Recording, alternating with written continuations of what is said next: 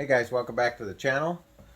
We are up here in my office slash workspace, but I wanted to go over the Fuel X Lite issue for the KTM 390 Adventure.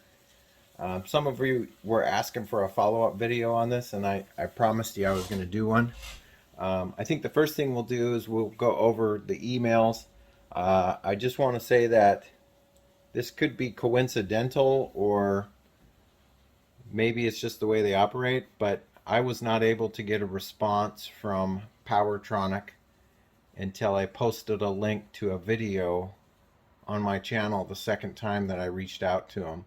Then they all of a sudden started responding to me. So I'm not sure if that's coincidence or if that's just the timeline and the way they work, but let's go over these emails and then we'll go back out to the bike. I did receive a replacement unit from them, and we'll put that in and see if it fixes the issue.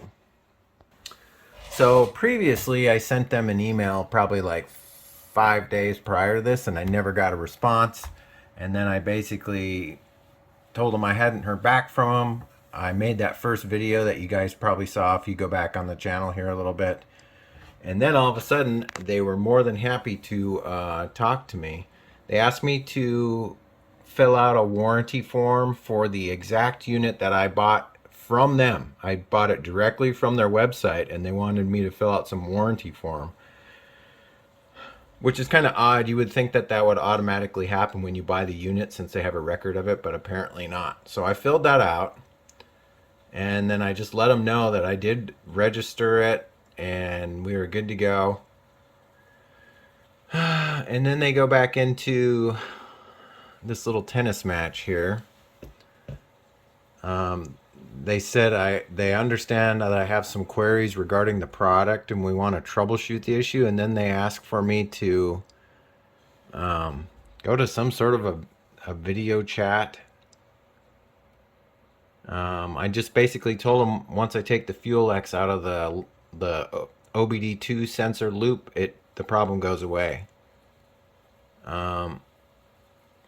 Now they're asking me to do this stuff where they want me to take a picture of the 6-wire coupler unplugged, and then they wanted me to confirm that the ground cable was still connected. Then they want me to check for any wires that have popped out accidentally. I already went over all this long before any of this happened. And then they want me to do this WhatsApp, or I don't know. I don't do that stuff because that's some sort of a lot of scammers like to use that to do weird things. So I just said, nope, I'm not going to do that. I sent them pictures, and then I told them they're asking me for this WhatsApp thing. I told them my phone number is in the email, but I'm not doing any type of video chat. And then finally, after that, they wanted me to confirm my address. And then all of a sudden now, once they looked at that video and I told them everything was good and I sent them that pictures, they sent me a replacement unit. So yeah, I just got it. It got here.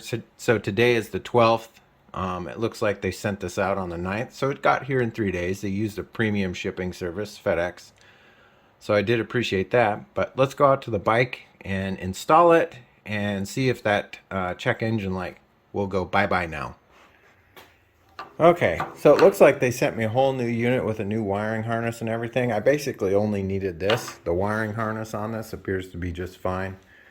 But all I'm going to do is swap this unit out and then go behind this little plastic shroud here. And I had the oxygen sensor hooked up OEM or directly to the bike's ECU. And this basically interrupts the oxygen sensor and changes the signal on it and whatnot. So I'm going to go swap those plugs back in and then change this out, and then we'll start the bike up, clear any check engine lights on it, and then see if it maintains that.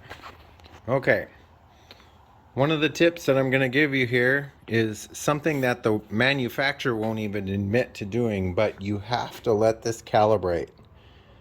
So what you want to do is you want to turn the keys on. Do not start the bike. Leave it in the run position and let it just sit there. Now eventually the lights are going to start flashing, and if I remember correctly, it'll go to green when it's ready, or it'll go to like a solid color, but I don't remember for certain what ends up happening.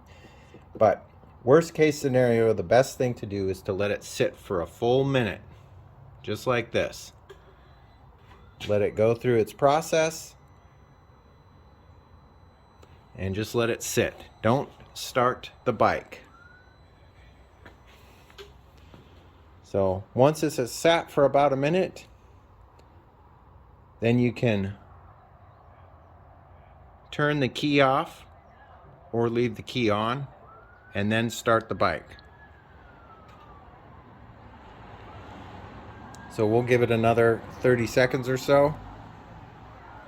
We've got some sort of a race going on here today. It's a adventure festival in the city that they have going on. So there's a 10K and a 6K and all that fun stuff. But anyhow, yeah. Okay, now we're gonna start the bike.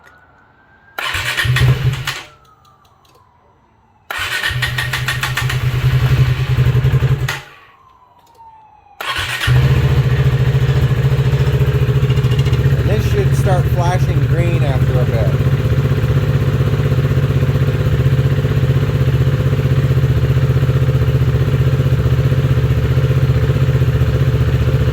There we go.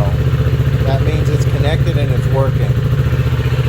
So you'll notice that the check engine light is gone and it shouldn't come back on. And if it does, well, then we've got to reset it and try again. But there you go. It's calibrated. It's working. And it shouldn't give us problems again.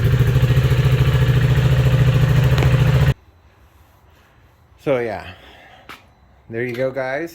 Pretty simple fix. Once again, this didn't cost me anything. I used the warranty on it. And like I said, it may have been coincidence that the timing of their response was the same as to when I uploaded the video, or it may not have. I don't know.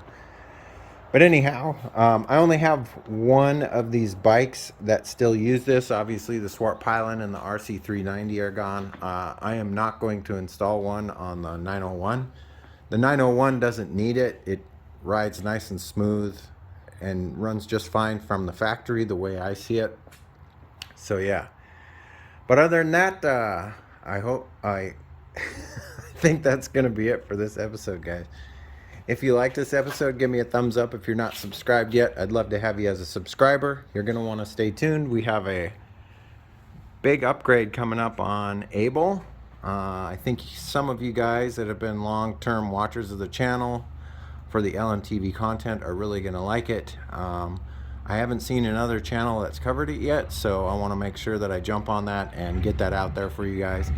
But other than that, I hope you guys are staying safe, taking care of each other, and as always, I will catch you next time. See you later. Bye-bye.